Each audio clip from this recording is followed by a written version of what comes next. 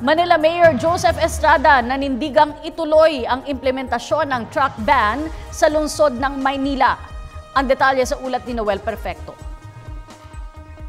Ipinagdiinan ni Manila Mayor Joseph Estrada na hindi magbabagong kanyang paninindigan sa pinatutupad na daily truck ban sa lungsod na mangyari.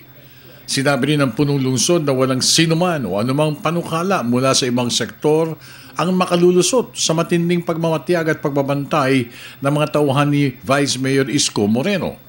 Inihag ito ni ERAP sa yearly convention ng mga Women's Judges Meet sa Manila Hotel ngayong araw na ito.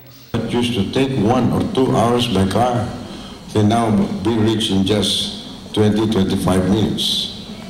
These new regulations have met much opposition, but I have remained firm because I believe that peace and order, and that includes order in the traffic management, is the key to progress and development.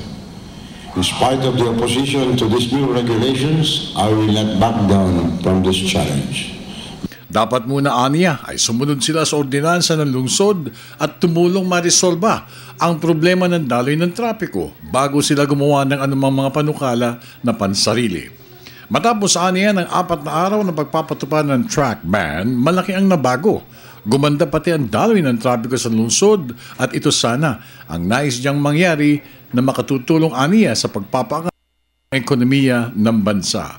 Because as long as it is for the greater good of the greatest number, I will fight for what is best for the people of the city of Manila.